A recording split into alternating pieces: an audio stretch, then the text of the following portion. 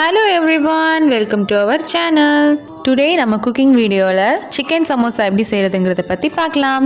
First சமோசாக்கு தேவையான sheet செய்கிறதுக்காக 1 cup மைதா மாவு, அது கூடவே தேவையான அளவு சால்ட் ஆட் பண்ணி நல்லா மிக்ஸ் பண்ணிக்கோங்க. இவ்வளோ டேஸ்க்கு அப்புறம் வீடியோ போடுறதுக்கு ரொம்ப sorry. College days exam time அப்படிங்கிறதுனால என்னால் ரொம்ப நாள் வீடியோஸ் அப்லோட் பண்ண முடியல.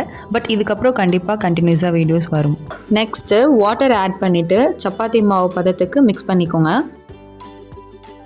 தேவையான அளவு ஆயிலும் ஆட் பண்ணி நல்லா மிக்ஸ் பண்ணிக்கலாம்.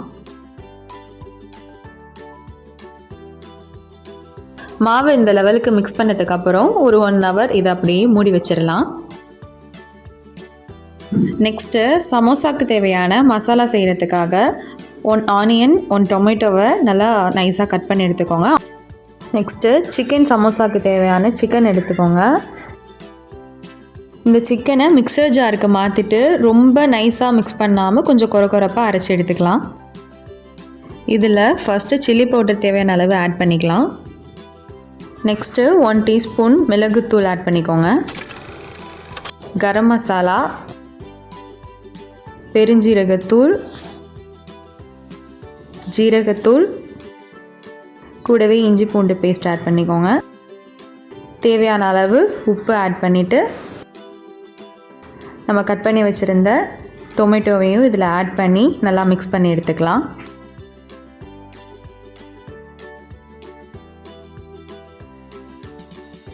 சிக்கன் நல்லா அந்த டொமேட்டோவோட நல்லா மிக்ஸ் ஆகி இந்த லெவலுக்கு வர அளவுக்கு நல்லா மிக்ஸ் பண்ணிக்கோங்க. இதில் நான் மஞ்சள் தூள் ஃபஸ்ட்டே ஆட் பண்ண மறந்துட்டேன், நீங்கள் ஃபஸ்ட்டு ஆட் பண்ணிக்கோங்க.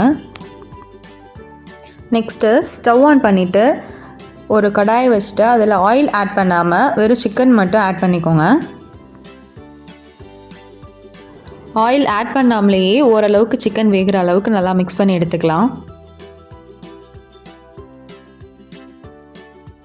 சிக்கன் நல்லா கலர் சேஞ்ச் ஆகி இந்த அளவுக்கு வெந்து வந்திருக்கும். நெக்ஸ்ட்டு இதை வேறு ஒரு பவுலுக்கு சேஞ்ச் பண்ணிவிட்டு அதே கடாயில் நம்ம ஆயில் ஆட் பண்ணிக்கலாம். இதில் நம்ம கட் பண்ணி வச்சுருந்த ஆனியன் ஆட் பண்ணி நல்லா வதக்கி எடுத்துக்கோங்க. அது ஓரளவு வதங்கினதுக்கப்புறம் தேவையான அளவு மிளகாய்த்தூள், கரம் மசாலா, மிளகுத்தூள், பெருஞ்சீரகத்தூள், ஜீரகத்தூள்,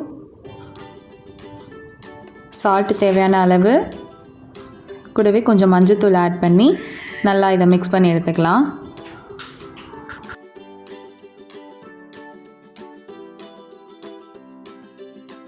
ஆனியன் நல்லா மசாலாவோடு சேர்ந்து மிக்ஸ் ஆனதுக்கப்புறம் நம்ம மிக்ஸ் பண்ணி வச்சுருந்த அந்த சிக்கனையும் ஆட் பண்ணி நல்லா வதக்கி எடுத்துக்கோங்க. மிக்ஸ் ஆனதுக்கப்புறம் இது கூடவே tomato sauce and soya sauce add பண்ணி நல்லா மிக்ஸ் பண்ணிக்கோங்க.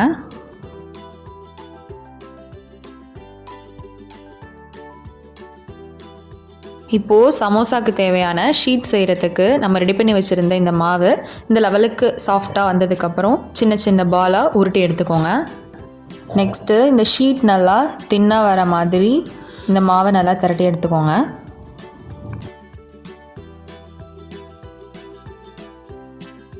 அதே மாதிரியே எல்லா பாலையும் ஷீட்டாக ஆக்கிட்டு மறுபடியும் அந்த ஷீட்டை எடுத்து வச்சு இது மேலே கொஞ்சோண்டு வாட்டர் அப்ளை பண்ணிவிட்டு அது மேலே கொஞ்சம் மைதா மாவு தூவி விட்டு திரும்ப இன்னொரு ஷீட்டை எடுத்து அது மேலே வச்சு இன்னும் கொஞ்சம் தின்னாக அந்த ஷீட் வர லெவலுக்கு உருட்டி எடுத்துக்கலாம்.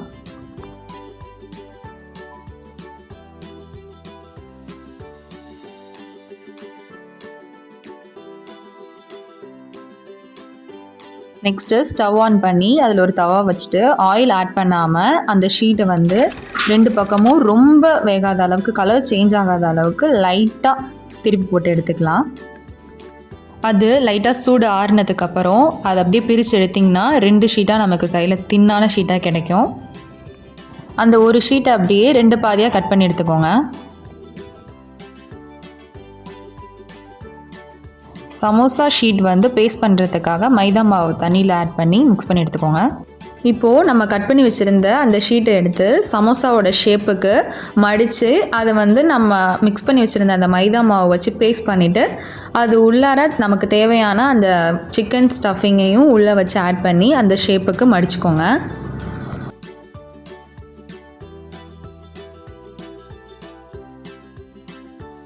இதே மாதிரியே எல்லா ஷீட்டையும் வச்சு நம்ம சமோசா வந்து ரெடி பண்ணி எடுத்தாச்சு. ஃபைனலாக ஸ்டவ் ஆன் பண்ணிவிட்டு ஒரு கடாயில் ஆயில் ஆட் பண்ணி அந்த ஆயில் நல்லா சூடானதுக்கப்புறம் நம்ம ரெடி பண்ணி வச்சுருந்த அந்த சமோசாவை பொரிச்சு எடுத்துக்கலாம். நல்லா கோல்டு கலரில் வர லெவலுக்கு பொரிச்சு எடுத்துக்கோங்க.